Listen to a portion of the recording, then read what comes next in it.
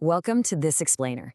As an investment analyst, there is literally nothing I love more than taking a stock that's been generating a ton of buzz and stress testing it against the greatest investing minds in history.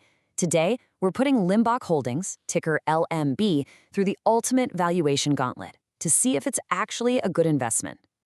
Here is our game plan. We'll start with a quick Limbach company snapshot, then view it through the Warren Buffett lens, the Peter Lynch lens, and the Benjamin Graham lens. After that, we'll dive into DCF and alternative models, and finally wrap up with our synthesis and final verdict. Let's kick things off with Section 1, the Limbach Company's snapshot. Right now, Limbach's stock is trading at $73.14. It's definitely seen a massive surge in market interest lately. And with a market cap hovering right around $924 million, they are planted firmly in the mid-cap space. But, don't let this recent momentum fool you into thinking this is some flashy, trendy startup. Far from it. Beneath the hood, this is actually a 125-year-old critical systems business. So what do they actually do? They design, install, and maintain mission-critical MEPC systems. That's mechanical, electrical, plumbing, and controls. Think hospitals, huge manufacturing plants, and hyperscale data centers.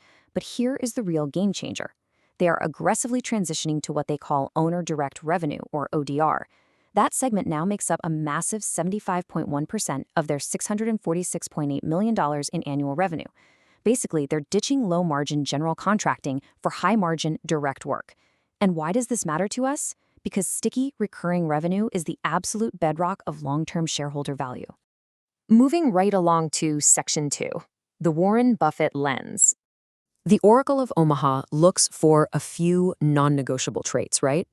First, an economic moat. Limbach absolutely has this. When you're managing the cooling systems for a massive hyperscale data center or an operating room, they aren't going to just swap you out to save a few pennies. The switching costs are huge. Next up, debt. Buffett demands manageable debt, and Limbach crushes this test with a remarkably low debt-to-equity ratio of 0.34. Their balance sheet is rock solid. Buffett also obsesses over owner earnings. Look at their historical ability to turn net income into free cash flow. In 2024 and 2025, they converted roughly 74% and 82% of their net income directly into free cash flow. That is a beautiful cash generation engine. Now, yes, you'll see a negative $7.8 million in free cash flow for Q1 2026, but the company noted this was purely seasonal working capital timing tied to their growth. Overall, Buffett would definitely give this cash engine a passing grade. All right, let's step into Section 3, the Peter Lynch lens. Peter Lynch famously categorized stocks, so he knew exactly what he was buying. So we have to ask, is Limbach a slow-growing stalwart or a turnaround?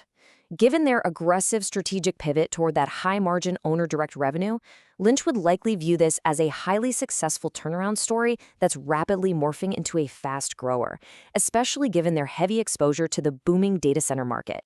Now, to balance price against that growth, a classic Lynch metric is the PEG ratio, which is just the price-to-earnings ratio divided by the expected earnings growth rate. Ideally, Lynch wanted this ratio to sit right around 1.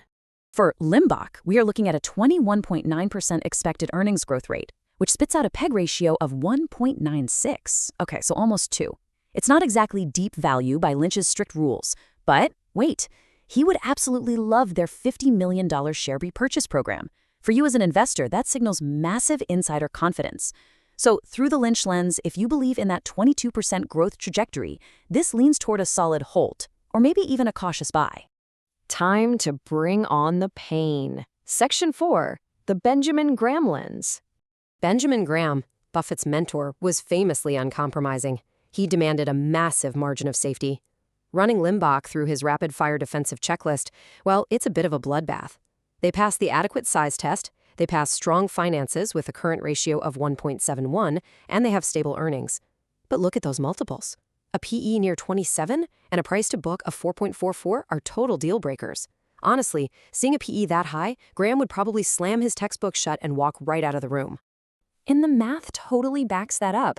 Let's calculate Graham's intrinsic value formula.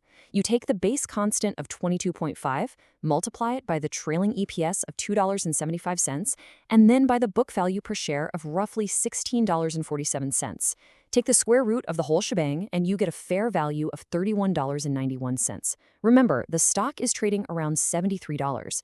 Graham's methodology demands buying below intrinsic value, so from a pure, unadulterated deep value perspective, Limbach is heavily overvalued. Okay, moving on to Section 5, DCF and Alternative Models. Let's step away from the classic gurus and look at some pure quantitative valuation. Here's our base case discounted cash flow sensitivity table.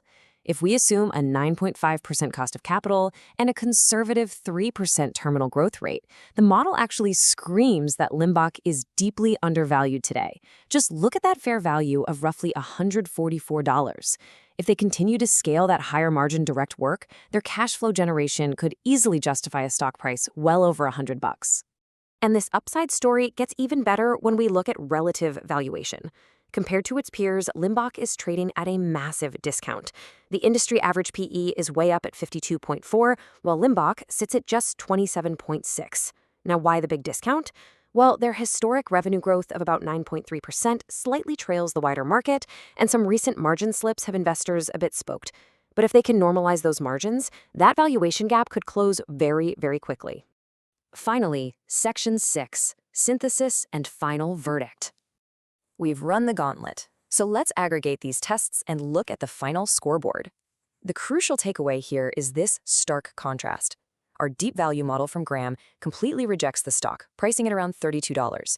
But our cash flow models and peer comparables are screaming that it's significantly undervalued, putting fair values somewhere between $138 and $144. Meanwhile, Buffett and Lynch are definitely giving a nod of approval to the business fundamentals, the economic moat, and that strategic pivot, even if the current $73 price tag is a bit rich for a strict value investor today. So weighing that massive DCF upside against the tight margins we're currently seeing, margins that are being tested right now by acquisition integration costs, our final verdict for this explainer is a hold. The company is absolutely making all the right moves, but patience is key here. The ultimate question to ask yourself is this: do you trust the cash flow models pointing to triple-digit upside? Are you waiting for Benjamin Graham's elusive margin of safety before you deploy your capital? Let that dictate your next move.